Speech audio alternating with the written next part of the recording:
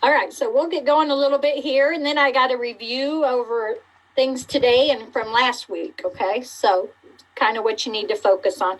And I put that on the announcements, things that you would need to focus on for the next test. Any questions before we get going? Okay. So we're going to talk about the cardiac surgery.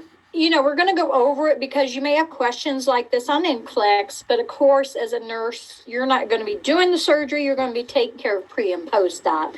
So that's our main goal also, to go over that for any of the surgeries they have with cardiac. So pre-op care. So our goal, we get the patient ready for surgery. We want to make sure they have the optimize the health status that they can. Have they stopped smoking? That's a big thing, right? Because they're going to be on the ventilator. We want to make sure they can come off of that. We're going to treat infections. What infections tomorrow? What is one thing we need to make sure they don't have, we can treat? Like a UTI? A UTI. How many women are running around with UTIs and they're not even aware of it? So they're going to check for UTIs. Do they have pneumonia? Do they have MRSA or history of MRSA? Any phlebitis? So we want to make sure there's no infections going into this, because what's going to happen if they have an infection and they have surgery, it's going to blow it up even worse. I know my husband, before he was supposed to have hernia surgery, the doctor called me the night before. Hey, Vic, his blood sugar's 200 or 300 and some, non-fasting. We didn't even know he was diabetic at that time. So he had to wait a month, go on insulin to get his blood sugar stabilized before he had surgery. So things like that, we want to make sure. They may not know they're diabetic at this time. If they have CHF, we're going to treat it. Optimize their renal function, metabolic state, again, the blood sugars. They may have some pulmonary function tests. And they're going to do the vascular mapping of the legs. We'll talk about that a little bit more here. So medical management, you have your cardiac, your pulmonary, sodium and fluid restriction, what labs. So cardiac function, do they have any arrhythmias? Usually they're going to have something that's brought them in to have surgery done, right? Pulmonary function, will they be able to get off that ventilator because they're going to be on it? Usually the surgery, I think, we'll talk about 3 to 4 hours, and usually by the end of the day, they try to have them off the ventilator. They let them come off on their own most of the time. So that is their goal, is get them off that ventilator as soon as they can. Are they on Coumadin and Lovenox? What coagulation therapy? What does fish oil do? Does anybody know what fish oil does? Why do we need to know if they're on fish oil? It interacts with, is it Coumadin or is it heparin? It can. That's not what I'm looking for, though. What else can it do? A lot of people don't know this. Any guesses? If they've taken fish oil for a long time, it can actually thin their blood. So we need to know, have they been on fish oil? A lot of people, when you ask them, as you're doing an admission or if you're at clinical and you're like, okay, what's your medicines you're on? They won't think of fish oil as a medicine because it's what, like a vitamin, right? So you always have to ask them any vitamins, any herbs. So fish oil can thin the blood. So if they've been on it a while, then they get them in surgery and they don't know they've been on it, they can bleed out, So that's something we need to know. The aspirin that keeps the platelets slippery, right? So these are managements that we need to find out before they have any kind of surgery. Pulmonary prep, what are we going to do for them before? We're going to make sure they stop smoking, right? Teach them how to cough and deep breathe. This is what's going to happen when you come off the ventilator. You're going to be coughing, deep breathing. You're going to use your sinus spirometry. They're going to be splitting that sternum. You watch the movie, they open that sternum up, wired it shut. So we have to have something they're going to splint. They usually give them the pillows there that they will take home to splint. You're going to explain to them the tube and the ventilator. Anesthesiologists will also go over that. And they have pretty good movies there that they watch before these surgeries, so they explains everything. So that's pulmonary prep.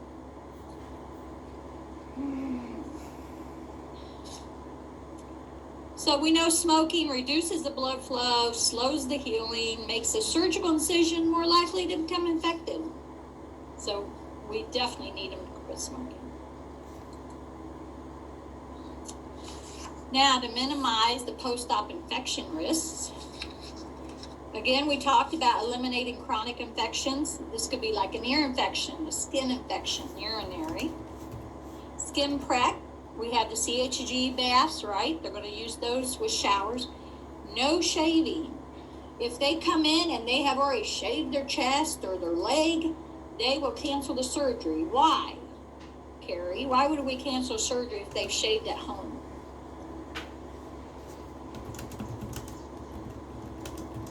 I'm not sure. Is it like a cleanliness issue? Not really cleanliness, but what can happen when you nick? You've shaved, you've nicked, now you have what? Open area, right? No area. So would it be more of like a liability thing? It could be, yeah, especially if they're already diabetic and now they've got an open area, now they're going in there and opening up. So never shave before these surgeries. So the one that talked before, she said that they actually had to cancel surgeries because they had a guy shave his chest before he came in. You know, so a lot of times they're going to already be in the hospital and the nurses are going to, they don't use the razors, they use the other things to clean the hair where they need. So no shaving. Prophylactic antibiotics. So they're usually going to give them something before they take them down. Timely removal of lines. These are like your Foleys, your chest tubes. Anything invasive, they're usually going to want those out within 2 days. That is the goal. Why do we need that, Paige? Why do we want those out within 2 days? Because they're a highway for infection. They don't Right. want bad things to come in. Right. So we want to try to get them out. Not always, but generally it's going to be 2 days and they're going to be out. So that's good. Okay. Psychological prep. Do they have coping and support systems? Let them, if they come in beforehand, they'll see the ICU where they're going to be, what's going to happen after.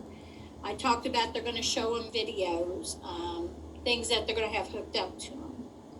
Surgeon will explain the procedure, the complications, and the recovery that they could have.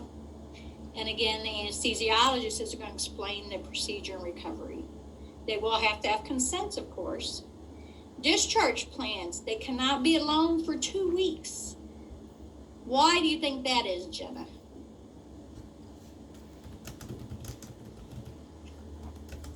Guesses?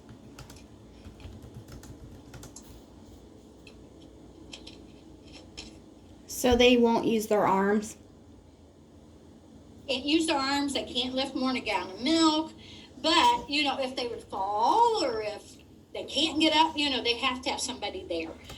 There's been times when my brother-in-law had it. Nobody could stay with them, so we had to go nursing home for 2 weeks. So discharge plans have to be made before even they have the surgery. They have to know where they're going. When I did home health, I checked on a lot of these, took their suture or staples out, but they always had somebody with them. So that's one thing they have to know. Do you have a support person? Good. The workup studies.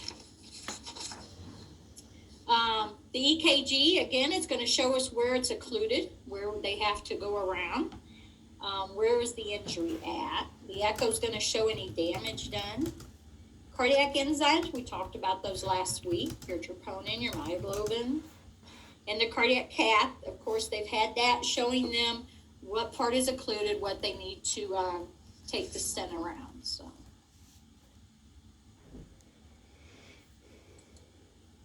Okay, so we're going to go over these surgeries.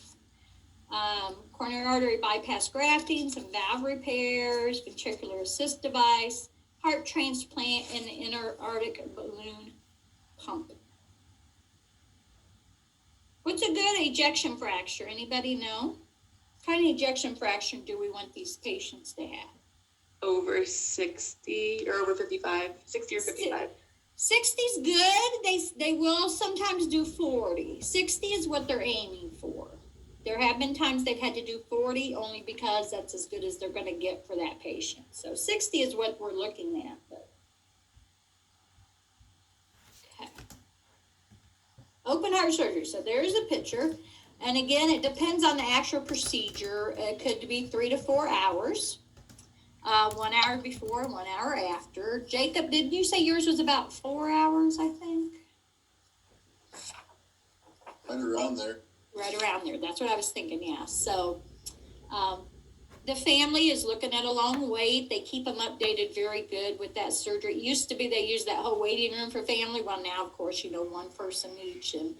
But they do call them, let them know how it's going, when they'll be done, this and that. So they're very good at Ohio Health anyway. Other hospitals have a long way to go with their cardiac surgeries.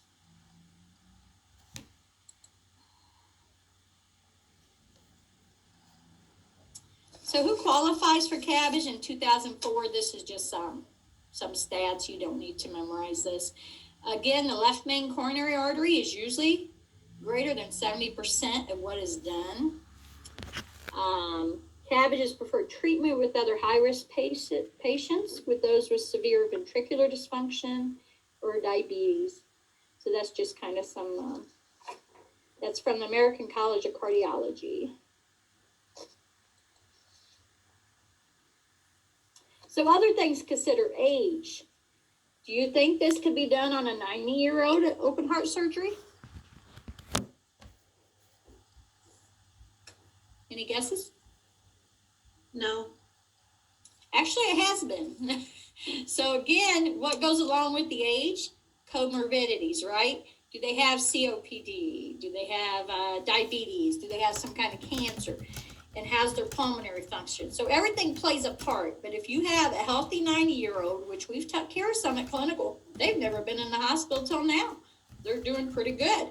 So it's possible. Same way as it's possible to get a 30-year-old with too many comorbidities that could not handle the surgery. So there again, we can't say the cutoff is this, right? So we just have to consider what's going on with them at that age they're at.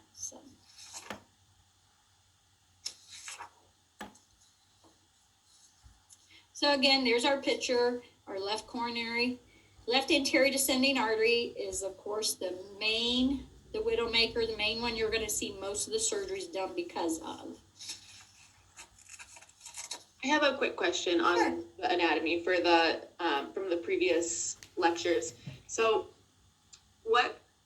do we need to just know like kind of where everything is and then what typically happens in it or where it happens? Yeah, mainly which ones you're going to see them going to have to go in either stent or do the bypass. And it's going to be your main one's going to be your left anterior. Okay. I'm not going to get picky on knowing everything else. Okay. The part is the name. Identifying the left anterior pretty much. That's mainly your main one you're going to hear the most about or take care of patients with. Okay. Next time you're on clinical and you've had somebody that's had a cardiac cath, look at it and see where their occlusion was at. Was it that one, or it could have been the right coronary? You're just not going to see as much. Okay, that makes sense. If anybody watched the video of the guy with the heart attack that I put on, was it last week? Yeah. I believe his was left anterior descending also. So, yeah. I don't get too picky about all that because, again, you guys aren't doing the surgery. You're going to be taking care of the patient before and after. Okay. So there's a picture of them harvesting the vein to use for the bypass. And sometimes you'll see nurse practitioners or PAs doing this part. So it just kind of depends who's working in there.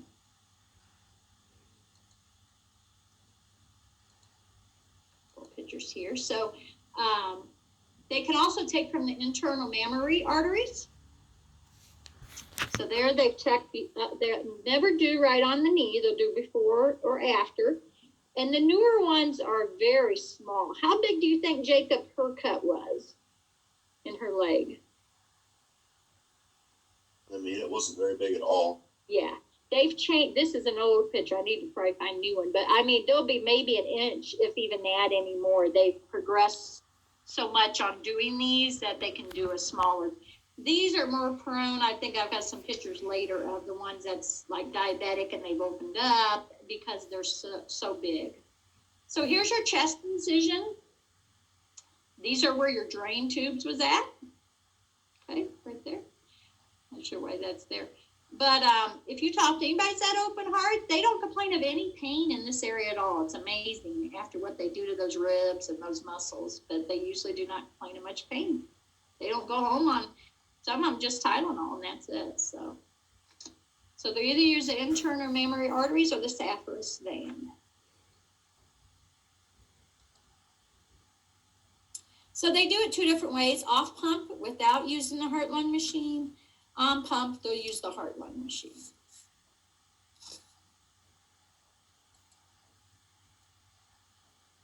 So this is just a picture of an off-pump surgery. And I'm not going to get picky asking you those questions about that. Again, you're not doing the surgeries.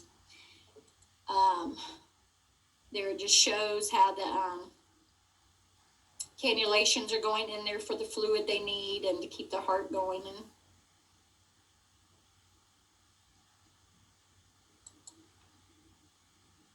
there's another picture of how many's in that room, all the stuff in the room. This is the off-pump machine. So you see how many it takes. You know, back there's a guy just doing that. The anesthesiologist is up in here. They're doing the leg there. And so it's very, very technical. Definitely need to know what you're doing in there. So here's before and after. So here's where the blockage was. So the plaque is blocking that blood flow. So they tuck the vein from the leg, went around it right there. So I know a lot of people that's had it, they're saying, oh yeah, they went in and redid my heart muscle, and that's not the case at all. But if they did the right teaching, they would have taught them that.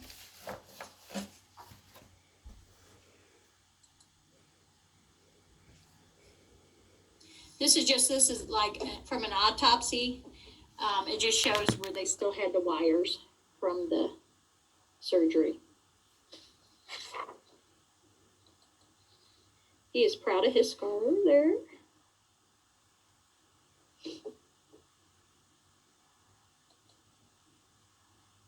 Well, there we go. So here again, I talked about infection. So they did that right, like at the knee. So think of every time you walk, how that's going to get aggravated. So, you know, they usually try to stay away from that. So I say he was diabetic too, but that was definitely open. This one definitely opened up. So I think that's why they went smaller, and I'm sure they don't have as many cases anymore with the infection. I know in home health, I had to send a couple people back to see the doctor because they started getting infected in their leg. Here's just another picture up. Here's the head. So this head's actually dehisced. And they've had to open it up to let it drain and heal.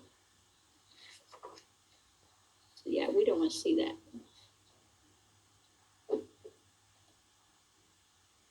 So post-op complications. So our heart needs to restart. So that's your automaticity. We want to maintain effective cardiac output. And we want it to pump without major dysrhythmias.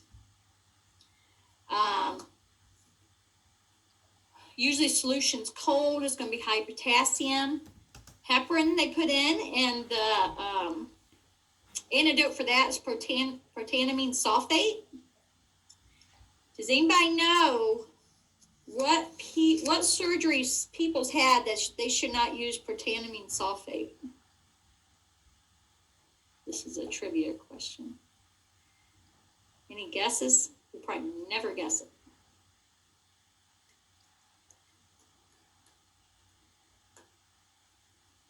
Brain surgery. It could be. Could be. I don't know, George. I'd have to look that up. That's a good guess.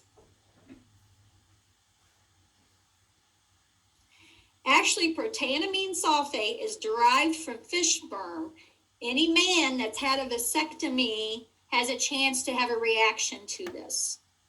So there again, a good history. What kind of surgeries have they had that they may have a reaction? Doesn't mean they won't use it, but they will have to watch them close to make sure they don't. So that's kind of a different trivia question. What kind of so- reaction would that be? I'm not sure. They never did really say when she told me about this. But if you look it up, it talks about it. I don't think it even told on there when I looked it up to make sure, but yeah. So I don't know if it's just low pressure, or I don't know what kind of reaction. That's a good thing to look up. Okay, lungs need to restart and oxygenate. Again, they're going to be on the ventilator for a while when they come back with any cardiac surgery.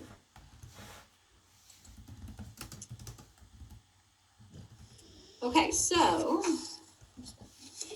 hypotension these are complications they can have after the surgery. So they could get hypotension from low fluid volume, from certain meds, because they're giving them a lot of meds to keep that heart where they need it to be beating at, right? They could have blood loss. So they really want to watch blood loss. Jacob, did your lady have to have blood when she came back? Yeah, she did. Okay, usually they will, not always, but pretty much usual, because they've lost a lot of blood during this procedure. Hypertension, the stress of the procedure can cause the high blood pressure, which the high blood pressure will cause stress on your sutures, right? Oh Lord, I'm talking way too fast. We're going to be done early today. Hypothermia, resetting of the set point temperature. So we don't want them to shiver, right? We want them to be right where they need to be. So they may have a warm blanket. Hypothermia increases metabolism and oxygen needs. So we don't want them too warm. So there's a good balance they have to take care of there. When they first come back in the CVICU, they are 2 nurses to the 1 patient for an hour or so, depending on how the patient does. And then it's one-on-one. So they're very, very meticulous about their care. The one guy working in there, he graduated a few years ago. He said he had 6 weeks orientation to the unit and then like another 6 weeks just to these surgeries. So very, very educated on what they need. And they're never alone. They always have each other to help. So. But they have hired straight from new grads into this unit. So that's a thought if any of you are interested. So all complication can cause shock, right? We may have to reverse the heparin. They may need the coagulation therapy, hypothermia. Again, we talk surgical. Are they bleeding out? Are they oozing around their incisions? You know, are they going to have to open it back up? The one morning we stopped in there, I think it was Madison was with me. They was practicing if they had to do a bedside reentry. That means they have to crack them right in the room, go back in. It's very rare. They try to get them back to OR, but it can happen because it could cause the cardiac tamponade, could make them have to do that. So they do have to have their drills as a just in case. Just like if you work at the hospital, you will have code drills every now and then to keep you up to date on what may happen if your patient codes.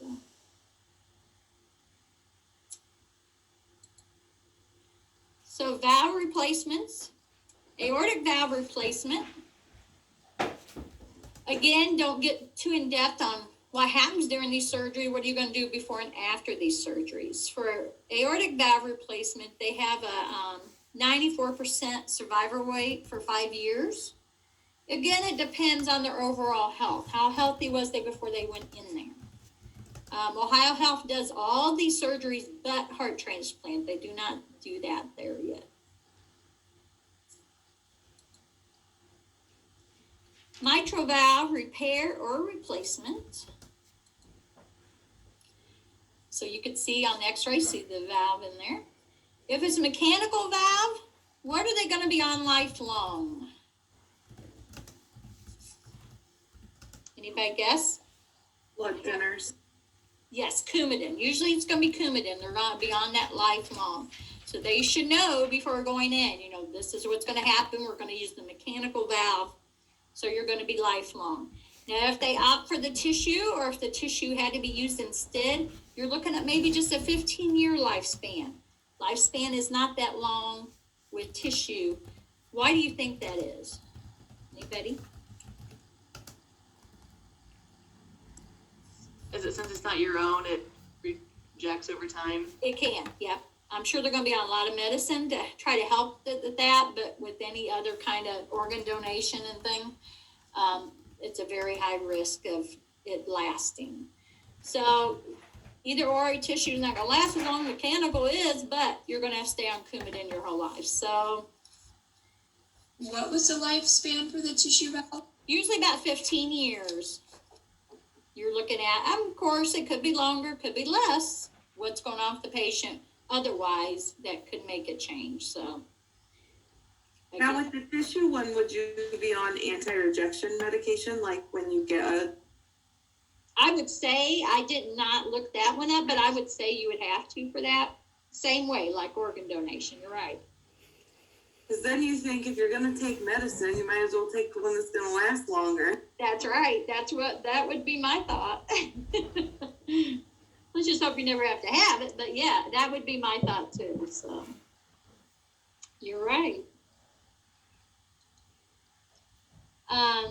There's another picture of the mitral valve. This one, it's called, oops, no, that's not the ball and cage. Let me get to it. The ball and cage valve, you see how it looks? The whole ball is like in a little cage. This one actually needs to be changed as the individual grows. I don't know how many of these they do because, why would you want to go back in and each time is the, if you put it as a teenager, as they got to young adult, to change it again. So, and again, lifelong Coumadin for this.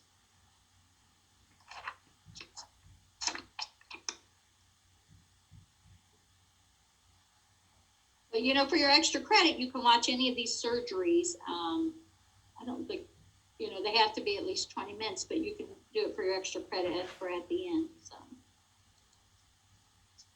again, heart transplant, usually they just add the new heart onto the old. So see how they just kind of stitched it together front and back. Again, they don't do them around here. You'd have to go to Cleveland Clinic, I believe, does them. So that's not, unless you work up there, you probably won't see this very much. Okay, who watched our video about Andrew with his the VAD pump? Oh, the LVAD, where he has no pulse? Yes. What'd you think about that? I had got information from a patient when I was an STNA that had an LVAD, and he was actually teaching me about the batteries. Oh, cool. Andrew, the one in the video, I think I told you last week, he did get a new heart, and as far as I know, he's doing okay now. I haven't been able to find much on him. But he did not let it stop him. If you watched the video, if you didn't, go back and watch it. It's very interesting.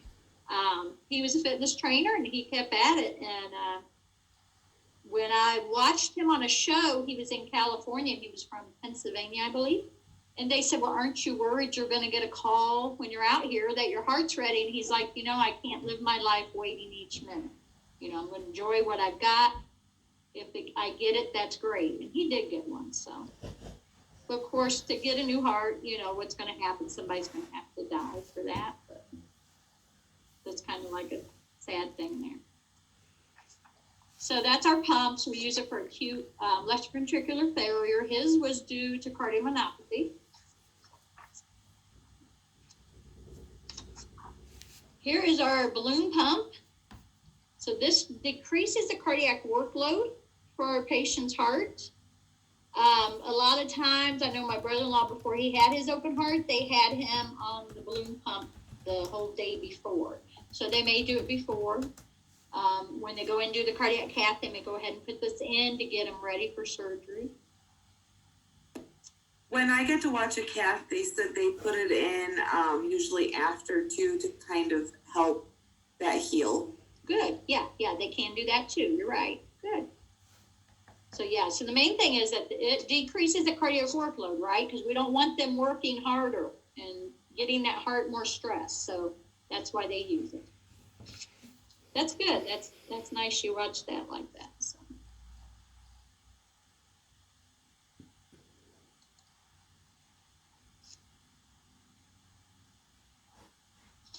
Okay, again, what is your role? The nursing care. So you're going to protect and assess that airway. I know when the patients come back to CVICU, respiratory is in there pretty continuous for a while too, because they're in charge of that airway.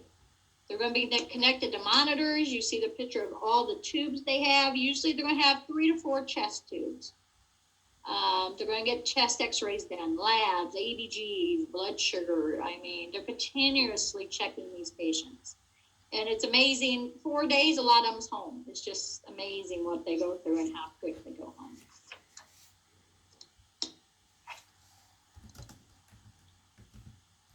So, then your job, of course, as a nurse, again, we want to know cardiac assessment. How's their arrhythmia now? Are they still having their PVCs? Are they still doing their PACs? Pulmonary, get them off that vent, right? ABGs, are they acidosis? Or are they doing good with that? Neuro, are they conscious? I think Jacob's patient took a little bit longer to get her off the vent, seems like, than most. So it just depends what's going on with them. Do they have adequate fluid volume after? Okay, they're going to be on IVs for a while until they go home. So, renal function, they have the hourly monitor on their Foley because they're wanting to monitor the output very good. Again, we're going to check their blood sugar and their electrolytes, right? So we don't want that potassium going too high or too low. And pain, like I said, not a whole lot of pain do they complain of. It's amazing. Just mainly the getting up and down, holding on to that chest.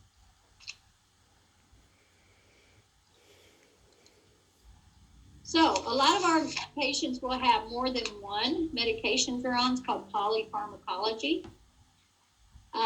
Reintroduce post-op if appropriate. These patients are not allowed to see their family doctors. They only see these cardiac doctors for about 6 weeks after before the family doctor is allowed to take back over. Why do you think that is? See what I can pick on here. Kennedy, why do you think they couldn't see their family doctor during this healing process? Maybe so the family doctor isn't prescribing the medication that could potentially interact with medication that the cardiac doctor has prescribed. Right, or the cardiac doctor saying they need this high blood pressure pill to keep this heart from working too hard. And then if the family doctor switches it, it could mess things up. So yeah, they don't want them to see their family doctor until they release them. They'll take care of their diabetes. They'll take care of the respiratory inhalers. Like I said, in home health, when I had to send some back, I didn't send them to the family doctor. I sent them to the nurse practitioners